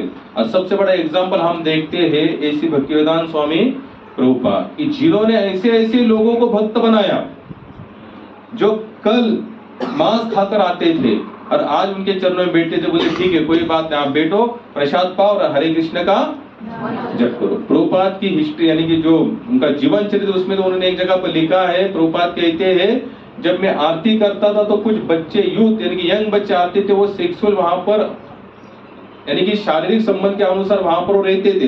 तो प्रभुपाद बोलते मैं भगवान को प्रार्थना करता था ये यहाँ तक आए हैं, अब इनको आप क्या करो, संभालो। हम देखते हैं आज जिस तरह से प्रभुपाद ने प्रचार किया है उसका एक ही कारण है, प्रभुपाद ने क्या लोगों को खुले मन से हरि नाम बांटा। क्या कहा, बस आप पूरा दिन जैसे जो कर्म हो रहा है होने दो, लेकिन भगवान का नाम नहीं छोड़ना चाहिए। कितना सरल है। इसके लिए आपका स्थान नेम कुछ भी नियमित नहीं, आप जहां बैठे जिस अवस्था में हो उसी अवस्था में आप भजन कर सकते हैं। कलियुगा माजे करावे कीर्तन तेने नारायण नाम संकीर्तन साधन पे सोपे। सबसे सरल साधन है कौन सा, भगवान का नाम। आप लेते रहो, इन हाथों से जो भी कर्म होता है उसको आप देखो नहीं, उधर जो हो रहा है उसको होने दो। मैं आपको छोटा सा एग्जांपल बताता हूँ। भक्तिपाद जी पाकिस्तान में प्रचार करने के लिए गए थे, तो स्वामी भक्तिपाद जी के कुछ ऐसे बुक उन्होंने लिखे हैं अपने हिसाब से। तो वहां पर एक उर्दू जानने वाला बंदा था, उर्दू। अब पाकिस्तान में वहां की लैंग्वेज क्या है, मातृभाषा उर्दू है।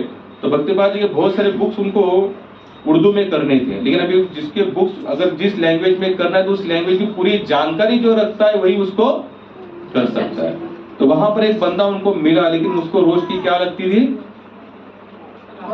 एक बॉटल लगती थी।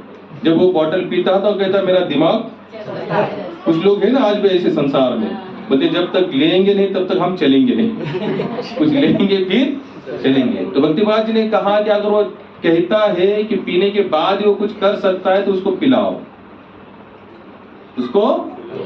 अब कुछ कुछ लोगों के मन में ये ख्याल आया होगा, यहाँ पर भी ऐसे कैसे महात्मा है। संतों का काम क्या है कि भाई जो जीवात्मा है, जो लोग है, जो व्यसन के अधीन हो रहे उनको वहां से। तो एक दिन उनको पूछा कि भक्तिपाद जी उसको अगर हम पिलाएंगे तो पाप नहीं है। भक्तिपाद जी कहते बोले पी कर भी अगर सेवा करेगा तो कहीं ना कहीं उसका अकाउंट अच्छाई की तरफ चला जाएगा। जब अच्छाई बढ़ती जाएगी तो उसकी गंदगी एक दिन ऑटोमेटिक अपने हिसाब से। लेकिन अगर वो केवल बुरा ही करता जाएगा और अच्छा कुछ करेगा ही नहीं तो उसके सुधरने के कोई चांसेस नहीं। तो उसके हाथों से उन्होंने बुक ट्रांसलेशन करवाई। कुछ लोग ऐसे जिनको दीक्षा लेनी थी, कल रात को वो मांस खाकर आए और सुबह कहते कि हमें भी दीक्षा लेनी है, तो वो तुरंत भेजे बैठ जाओ, बोले तुम दीक्षा ले सकते। एक बार प्रभुपाद दीक्षा दे रहे थे। अब एक ऐसा बंदा तो जो कभी कभी सत्संग में जाता था, कभी कभी लगातार नहीं, जैसे यहाँ पर भी कभी कुछ लोग कभी कभी सत्संग में आते, कुछ ऐसे जो पर डे आते, हर संडे आते। जो कभी कभी आने वाला सत्संग में आता, वो उस दिन जब आया तो वहां पर दीक्षा का प्रोग्राम चल रहा था। थोड़ा ध्यान से सुनना, संत की जो क्वालिटियां होती है ना, कितनी उच्च कोटि वाले होते उनके विचार। तो उस दिन वो आया तो उसने देखा वहां पर प्रवचन नहीं चल रहा है, वहां पर दीक्षा का प्रोग्राम चल रहा है। प्रभुपाद क्या कर रहे हैं, सबको दीक्षा से। और आप लोगों को पता है जब हम लोग जब दीक्षा लेते हैं तो मुंडन करते हैं, धोती कुर्ता पहनते हैं, एक कुछ ऐसी प्रार्थनाएं होती है कि हम उनको वचन देते हैं। अब ये आया, इसने कहा ये क्या चल रहा है, तो एक जन ने कहा कि प्रभुपाद इन लोगों को दीक्षा दे रहे। तो तुरंत उसने भी कहा कि मुझे भी दीक्षा चाहिए। क्या कहा उसने उसी समय, क्या कहा, मुझे भी दीक्षा चाहिए। तो कुछ बाहर भगवान उन्होंने समझा, बोले ऐसी दीक्षा नहीं दी जाती, आपको नियम से रहना पड़ेगा, आपको 16 माला जप करनी पड़ेगी, फिर आपको मंगल आरती आना पड़ेगा, तब जाकर हम आपको दीक्षा।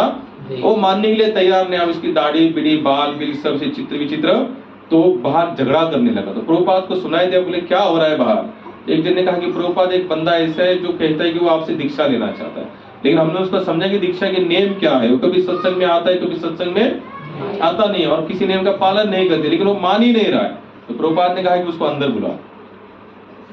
अब ध्यान से सुनना, प्रभुपाद ने उसको क्या बुलाया, अंदर। तुम लोग बैठो यहाँ पर।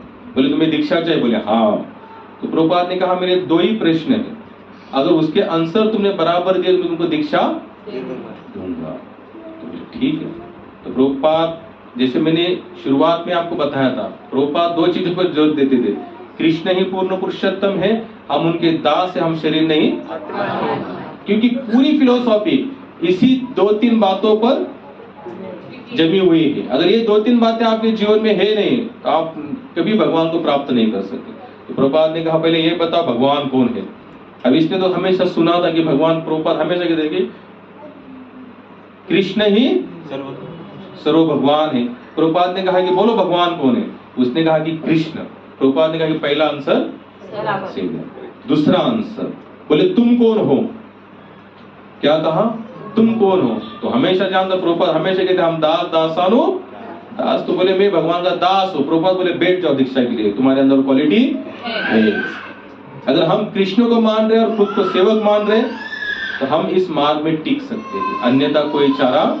और इसका सबसे सरल एग्जाम्पल है भगवान नाम का विश्वास से हम जितना भजन करेंगे उतना हम यहाँ पर बने रहेंगे। तो कितने लोग ऐसे जो भगवान नाम रोज जपते हैं पर डे।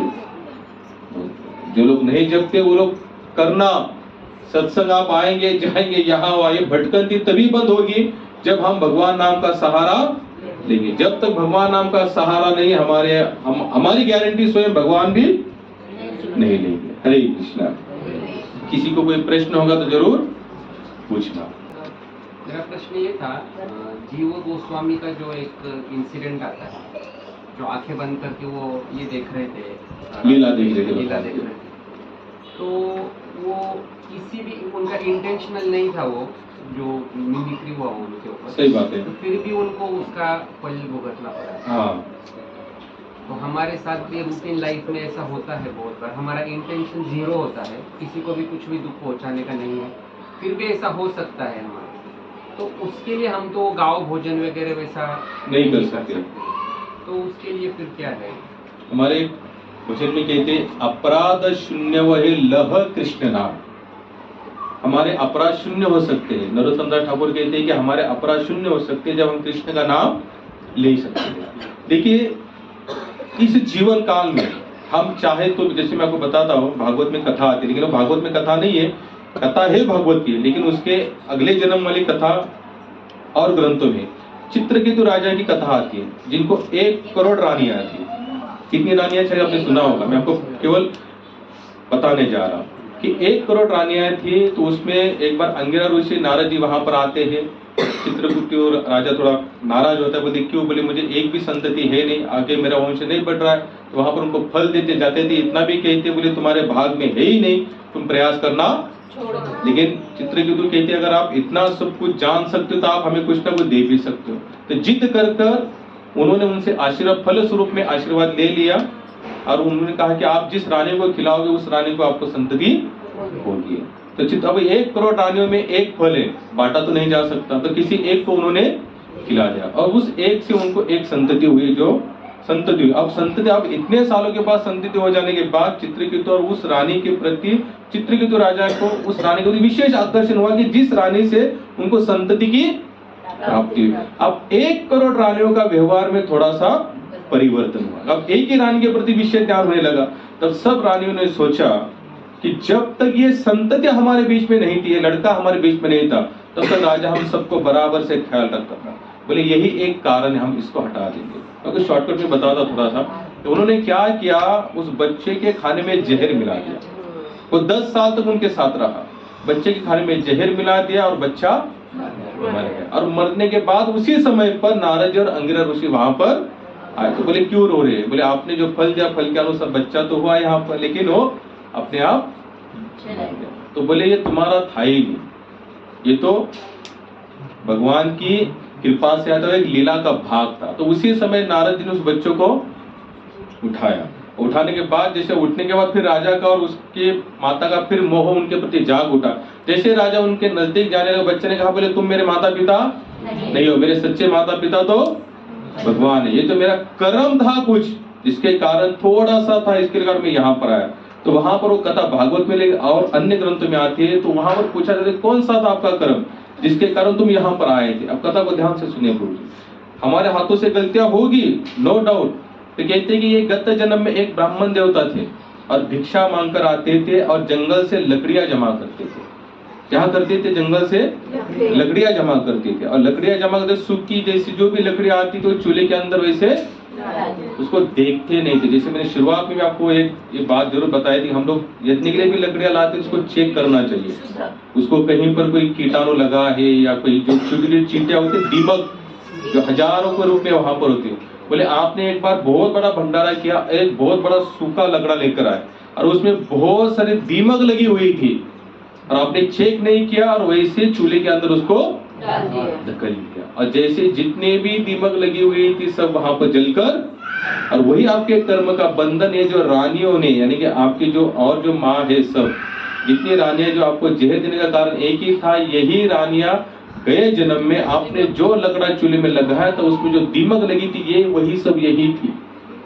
उसका परिणाम भोगने के लिए आपको थोड़ा सा, लेकिन आपका यज्ञ करने का जो मकसद था, उद्देश्य था, वो सबसे अच्छा था। नहीं तो अगर आपने इतनी रानियों को, यानी इतनी दीमक मारने के बाद आपको करोड़ों जन्मों तक घूमना था, लेकिन मकसद अच्छा था, इसलिए आपको केवल 10 साल का ही आपको इतना ही भोगना पड़ा। भोगना तो पड़ेगा, लेकिन फर्क है प्रभु जी। जैसे अगर कोई पाप इतना बड़ा है, मेरा हाथ जाने वाला है, लेकिन अगर भजन चल रहा है, सेवा चल रही, तो हो सकती है मेरी इतनी उंगली, अब हम तो इतना तो कहेंगे, अगर हमको बाद में पता है हाथ जाना तो उंगली के, तो हम तो खुश तो रहेंगे क्योंकि हाथ तो बच गए। इसलिए कर्म के बारे में कभी नहीं सोचना चाहिए। जैसे प्रभुपाद को एक दिन ने पूछा, प्रभुपाद ऐसे लेक्चर, जैसे हम लोग क्या सुनते हैं गीता भागवत के अंदर, हम सभी भगवान के अंश, हम कहां से आए? भगवान से आए। अब देखो थोड़ी ध्यान से सुनना प्रभु जी, बहुत अच्छा प्रश्न आपने पूछा। और गीता क्या कहती है? अंत काले च मामे स्मरण। एक बार जो भगवान के पास जाता है फिर यहाँ पर, और फिर भगवान ये क्या बता रहे, हम सब कहां से आए? अनबन हुआ ना यहाँ पर थोड़ा सा। अगर हम भगवान से आते हैं, और गीता स्वयं कहती जो फिर वहां पर जाते फिर आता नहीं, फिर आए कहां से? प्रभुपाद जी ने यही प्रश्न पूछा कि प्रभुपाद आप कहते सभी भगवान से आते, और भगवान स्वयं कहते जो मेरे पास एक बार आता फिर आता। बोले थोड़ा सा यहाँ पर मैच नहीं हो रहा है, मिसमैच हो रहा है। बोले आपका ये या शास्त्र कहीं पर गलत? प्रभुपाद बोले कुछ गलत नहीं है, बोले सब कुछ सही है। अगर तुमको ये समझना है तो तुमको क्या करना चाहिए? कंटिन्यू भजन। तो प्रभुपाद वहां पर बता दे, अगर हम कीचड़ में गिरते हैं किस कारणवश, फिर अगर हमारा फिसल जाता है, गिर जाते हैं, तो भाई हम लेटे लेटे ये तो नहीं सोचते ना कैसे गिर गया, किसने धक्का मारा, तुरंत वहां से पहला बाहर निकलने का प्रयास करते हैं। तो तुरंत हमको क्या करना चाहिए? बाहर निकलना चाहिए।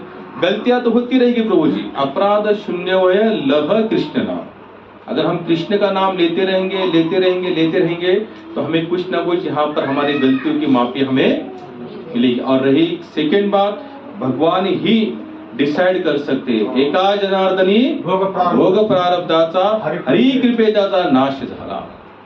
भगवान की अगर कृपा अकारण अगर हम पर अगर बन जाती है तो हमारे भोग भी जलने में संभव हो सकता है। ऐसी बहुत सारी कथा है, समय का थोड़ा पाबंदी है। तो आपका यही प्रश्न था कि भाई अगर हम कुछ गलतियां होती है तो हम कहाँ इतना बड़ा भंडारा करें, कोई बात नहीं मत करें, लेकिन इतना तो जरूर कर सकते हैं ना कि जितना हो सके उतना हरि भजन हरि भजन हरि भजन। क्योंकि हम कभी प्रभु ये सोच ही नहीं सकते कि हम, जैसे मैं खुद आपको बता रहा हूँ ना, प्रभुपाद एक बार ऐसे आरती की और प्रभुपाद खड़े होकर उनका मुंह हिल रहा थे, वो हिल रहे थे। एक दो बंदे ने देखा कि प्रभुपाद क्या बात कर रहे हो भगवान से। तो प्रभुपाद जैसे अल्टर से बाहर आए तो उसने कहा प्रभुपाद आप भगवान से क्या बातें कर रहे थे।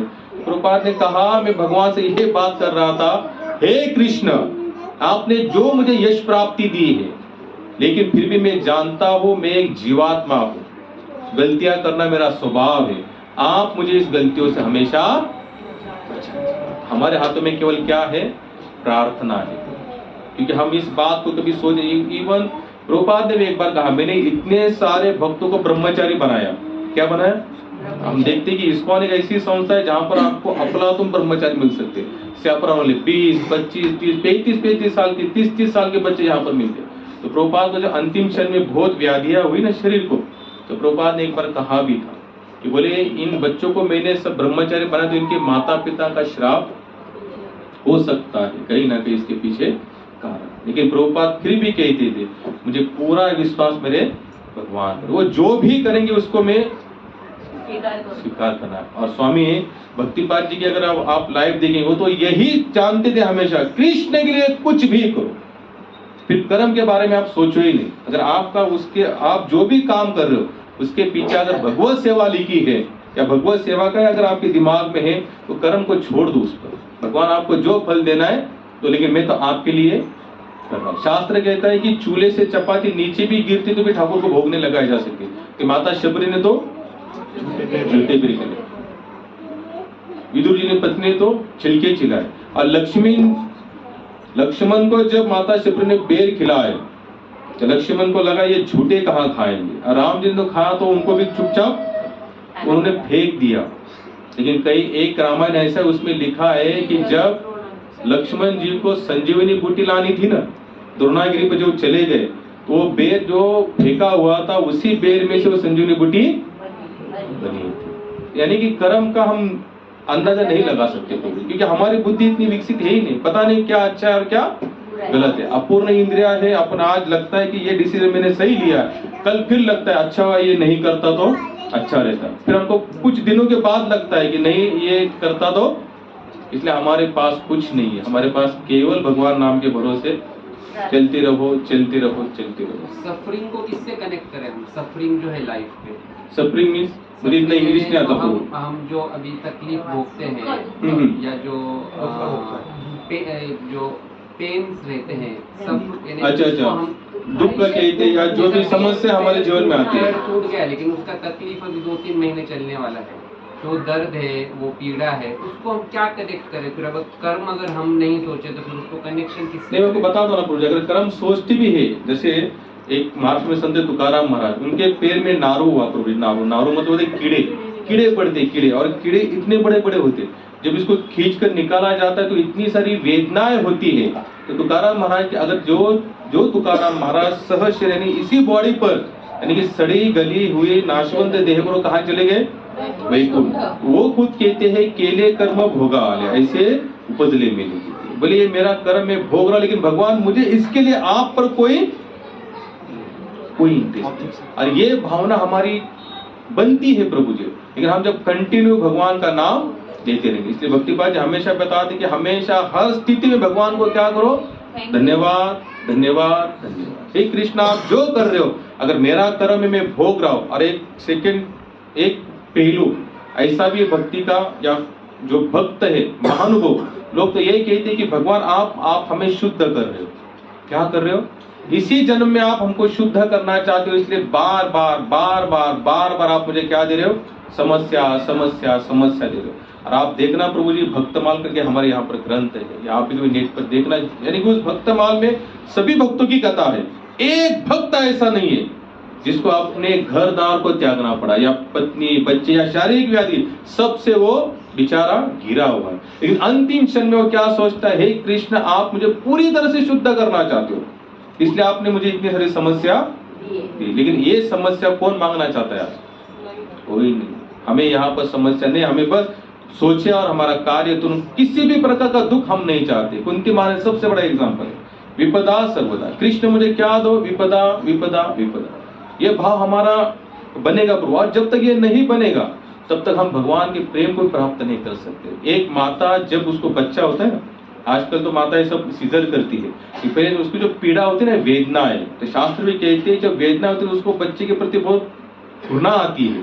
लेकिन जैसे ही बच्चा बाहर निकल आता है और अपने माता के बगल में रखा जाता है, उसी क्षण वो माता सभी वेदनाओं को, उसी तरह से जब भगवान की अनुभूति शुरू हो जाएगी जीवन में ना, तो ये पैर की समस्या, हाथ की समस्या, ये शारीरिक समस्या, जो भी स्ट्रगल हमने किए वो के हमको ऐसा नॉर्मल गौण हो जाएंगे, ध्यान में भी नहीं आएंगे, क्योंकि जो प्राप्त करना था वो अब मिलना शुरू हो गया। प्रभुपाद खुद इतना करने के बाद एक बार प्रभुपाद ने खुद कहा, भगवान क्यों मुझे सन्यासी बनाया? जब मैं घर में था 2 टाइम कम से कम पत्नी कोसती थी, लेकिन 2 टाइम खाना तो खा रहा था, लेकिन सन्यास लेने के बाद तो भिक्षा मांगकर खाना पड़ रहा है, मिलता है कि?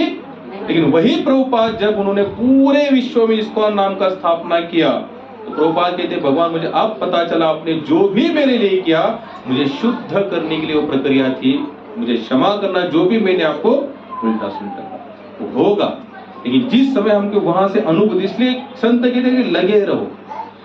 और कितना है जीवन प्रभु जी, 50 60 70 80 साल, अगर 80 साल का दुख भोगने के बाद और हजारों साल तक भगवान के साथ रहना है, तो 80 साल दुख भोगने में अगर हमको इतना पता चला कि यहाँ से नासिक तक या नासिक से वीटी तक थोड़ा सा हमको जनरल डब्बे में जाना है, और फिर वीटी से दिल्ली वाला हमारा जो जर्नी है 3 टायर में होना है या फर्स्ट क्लास में होना है, तो हमको नासिक से बम्बई वाली जो जर्नी है ना जनरल वाली, हमको कुछ नहीं लगता। क्यों? पता है, क्योंकि बम्बई से तो हमारा टिकट कौन सा है? फर्स्ट क्लास वाला टिकट, वो कम से कम 28 घंटे का रनिंग है, लेकिन वो होगा कैसे? तो ये 3 साल स्ट्रगल करने में क्या जाता है हमारा? तो 80-70 साल का थोड़ा भोगना पड़ता, तो भोग के शुद्ध और निकलने का प्रयास करेंगे, क्योंकि रोने में यहाँ पर कोई मजा नहीं है। हाँ, एक मजा है कि भगवान आप जैसे इसे कहते ना का, मेरे रोने से तुमको आए हंसी, तो रो रो कर तुमको हंसाया करेंगे। हे कृष्णा, अगर मेरे रोने से तुमको हंसी आ रही है, तो जितना रुलाना है उतना तैयार है। और यही भगवान भी हमसे यही मांग चाहते, भगवान और कोई मांग नहीं चाहते। हमारा पत्र पुष्प फूल पहुंचता ही नहीं वहां पर, क्योंकि हमारा भाव शुद्ध, लेकिन वो जैसे रखे वैसे रहे और उसी में उनको धन्यवाद दे, तो समझ लेना भगवान हमारे साथ रहने के लिए तैयार है। हम जहां रखे वहां रहे, लेकिन वो जैसे रहे, जैसी स्थिति आए तो पाहे संचिता, जैसे रखा है वैसे रहो। फिर देखो आनंद ही आनंद है। जिएंगे कितना प्रभु जी? कोविड से बचे हैं तो यहाँ तक पहुंचे हैं, अब यहाँ से पता नहीं कौन सा नया कोई आएगा, फिर उसमें से पता नहीं बचेंगे नहीं बचेंगे, फिर पता नहीं जा रहे कल परसों, कोई आइडिया नहीं हमें। लेकिन अगर हम उठ रहे सुबह, देख रहे, मंगल आरती कर रहे, जपा कर रहे, भाग्यवान, एक दिन तो हमारा अच्छा चला। तो इसी सोच में हमको चलते, बाकी जो होना है वो तो जन्म मृत्यु जरा व्याधि, एक प्रकार सबको सबके पीछे लगे हुए थे। भगवान कृष्ण भी आए, उनके हाथों से गलती हुई थी, गलती नहीं बोल सकते, लेकिन भगवान है इसलिए बताते हैं कि मैं भी आऊं, मुझे भी कुछ प्रकृति के नियम में बांध कर लेता हूं। हमें प्रकृति के नियम बांध दिए जाते, अब भगवान उस नियम को स्वीकार करते, हम स्वीकार नहीं, हमको तो बस जो आया है उसको भोगना ही भोगना है। भगवान को बांध लगा अंतिम क्षण में, तो क्या कहते, बोले वो उसकी गलती नहीं है, ये मैंने उसको बताया था, तुम उस रूप में आओगे, मैं इस रूप में आऊंगा, तो तुम्हारी इच्छा में पूर्ति करूंगा। ये पता है ना आप लोग कथा? थोड़ा समझ लो आपको, ये प्रभु आपको पता है? बाली की कथा। अंगद, जब भगवान ने बाली को छुपकर बांध मारा, जब अंगद जी वहां पर भगवान के ऊपर दौड़ के गए मारने के लिए, बोले नहीं नहीं मत मारो, बाली कहता है ये तो भगवान राम है। फिर श्री राम जी कहते कि आपकी इच्छा पूर्ण करूंगा, लेकिन भगवान कृष्ण के अवतार में होऊंगा, जब मुझे मानो तुम्हारे हाथों से मेरी अवतार लीला समाप्त होगी। भगवान भी यहाँ पर यहाँ के नियम से भगवान बांध कर लेते और हम बांध दिए जाते, फर्क इतना है। इसलिए जो हो रहा है उन्हें तो इसको आप टाल नहीं सकते। कितने बड़े बड़े महात्मा मैं आपको बताऊं, मैं अभी के बाद मैंने इसके पहले भी आप लोगों को बताया था। इस बार हम लोग गए प्रभु वृंदावन, एक जन का ये पैर है ना, पैर यहाँ पर पूरी तरह से इतना खा चुका है, सड़ चुका है, फिर भी वो बंदा हाथ में करता लिया, राधे राधे राधे राधे राधे राधे राधे राधे राधे। सोच नहीं सकते प्रभु जी, जिसका पैर अंदर का मांस दिख रहा है इतना, यानी कि अंदर खड्डा पड़ चुका है और सूजा हुआ पैर है, फिर भी उसके मुख से क्या निकल रहा है? साधारण नहीं प्रभु ये सब बातें। लेकिन उन लोगों ने अपने माइंड को सेट किया है ये सब हो रहा है भगवान की लीला में से, लेकिन मैं नाम नहीं, और मेरा कोई ऑब्जेक्शन भगवान ने की हुई किसी भी बात पर नहीं है। ये तो चलता रहेगा। सुख और दुख भगवान के दो पहलू है। भगवान का ये एक रूप है सुखमय, और जो दुख आ रहा है वो भी भगवान का ही। जैसे एक सिक्के के दो पहलू होते हैं, भगवान के दो रूप है, और जो सच्चा भगत होता है दोनों रूपों को प्रेम से स्वीकार करता है, सुख वाला भी और दुख वाला। इसलिए सब चलता रहेगा, बस हमको क्या करना है? हरे कृष्णा कृष्णा कृष्णा कृष्णा हरे हरे, हरे राम